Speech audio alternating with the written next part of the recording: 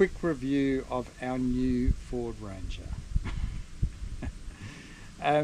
Look, we had a old 3.2 6-speed and it performed faultlessly for many years, towing a 3.1 tonne van around Australia. We did about 80,000 Ks, never missed a beat. That was a 2015 Wildtrak and was fantastic, never missed a beat. We've upgraded to the new 22 XLT V6 10-speed. Would have gone for the Wildtrak, but it would have taken another 12 months to get it delivered, so didn't want to wait that long. And our holidays were booked, so our experience with this car so far is that we've driven from Adelaide to currently camped in King Ash Bay, Gulf of Carpentaria in NT. So it's about 4,000 Ks we've done on it so far, and temperatures have ranged from relatively cool up to about 36 degrees, and we've sat on about 100 Ks most of the way, and it has done very well. Alright, from my experience, things you need to know about these cars when towing is, out of the factory, the rear suspension, while it is able to tow 3.5 tonne, ours is a 3.1 tonne with about 300 to 320 kilo ball weight, and it was very soft and spongy and began to feel a bit uncomfortable over bouncy type of roads. So we've organised, well, it's gone into ARB and it has had fitted a 3.5 tonne GVM upgrade, which has solved that problem. So last 3,500 Ks we've been towing up the Unadata track and on bitumen roads and a number of rough roads, and it's felt solid and very sure-footed on the rear. So it was definitely worth putting the suspension upgrade on this for towing. The other thing that I found very disconcerting about this car was I love driving with cruise control, and you switch that on and it's got something called lane assist, and with lane assist it makes the car wobble just that smidgen. It's correcting it and keeping you between the lanes. That's enough to get the caravan to start wobbling a little bit, makes it very uncomfortable. So the first thing I do is hop in the car and switch lane assist off. So you need to do that. It's very uncomfortable driving with that on, especially towing. It's fine without a van, but with a van and the car just making minor adjustments backwards and forwards makes the van start wobbling a little bit. It's all safe, but it doesn't feel comfortable, so switch that on. So what we've had done to the car, we've had new wheels and tyres.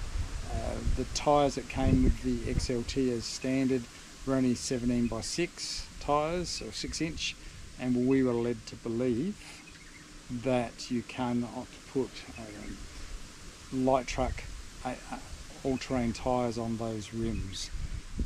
Some new rule that's just come out in the last 6 or 12 months. So we replaced both the rims and the tyres on that.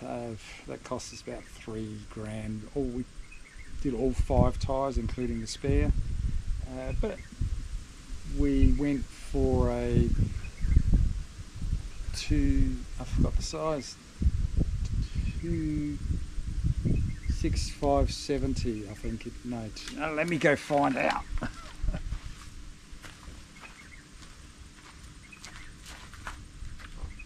265/70.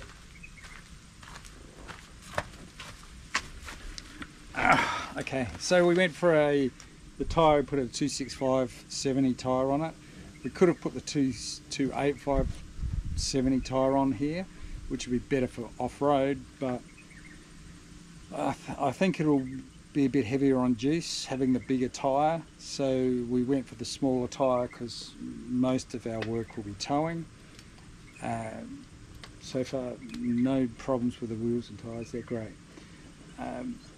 We also had a rhubar put on the front. It's just a standard ARB rhubar, UHF radio and 9-inch driving lights. We've had a canopy put on the back. That's not an ARB canopy, that's a discussion for another time.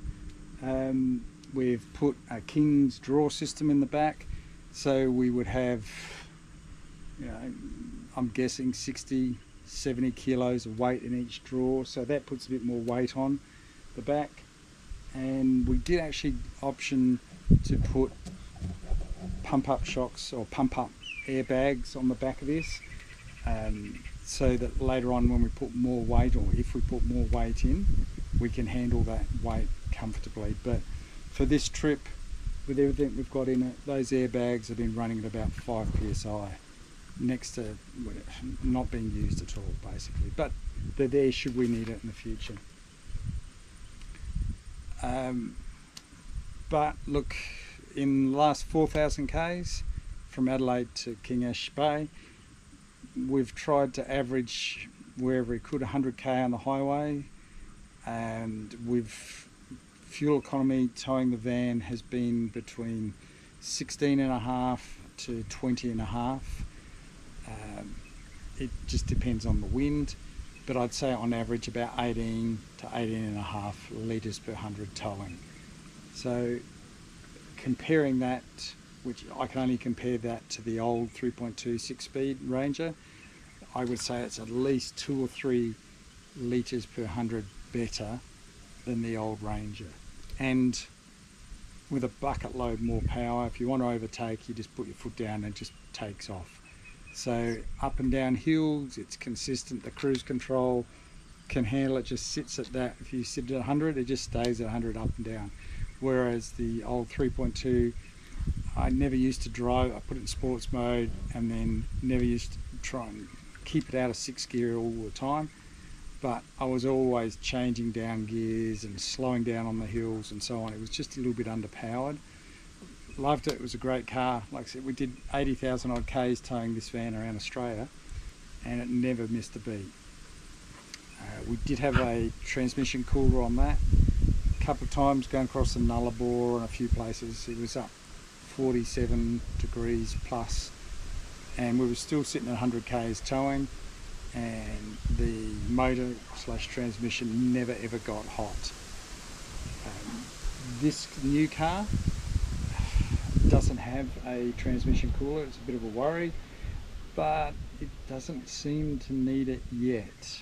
I've fitted a scan gauge 3 to it, and I monitor coolant temperature, transmission temperature and everything else, and the most we've had is about 36 degrees towing the big van, and up and down hills it averages about 97 to 98, 99 degrees, both transmission and engine temperature. Occasionally on a big hill where you put your foot in to sort of stay at 100 k's up the hill, the temperature may go up to 100, 101. As soon as you get to the top of the hill, it comes back down very quickly. So look, at this stage the car has performed faultlessly. What? The big screen.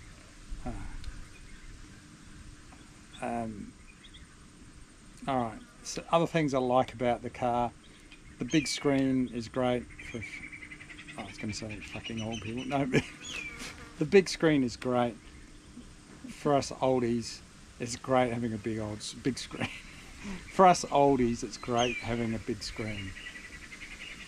You see more of, like for navigation and maps, I think you see more of the map.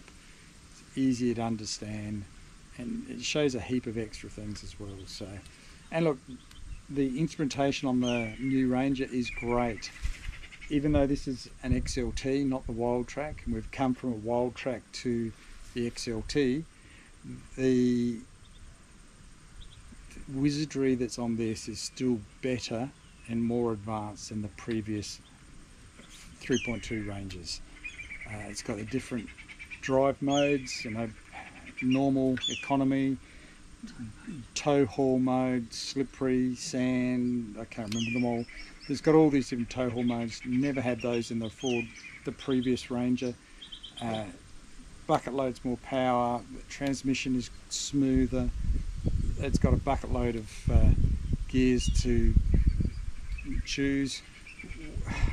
In 10th gear at 100 k's, towing the big van, it's sitting at about 1500 revs. It just seems to be super economical. It's not hunting for gears all the time up and down the hills.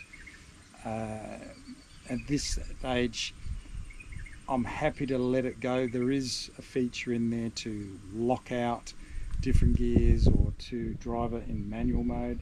I haven't seen need to do that at this point because the transmission temperatures and engine temperatures have been well within what I believe operating temperatures. What else have I got on my list? Look, new Ranger, it's great for power, 10 speed seems to work really well. Better economy than what we used to get in the old 3.2. I say old, they're still great cars. It's more comfortable, it's quieter. Things I don't like about it, here we go. Ford, fix up the tailgate. And this is not a problem of just Ford, it's every twin cab I've heard.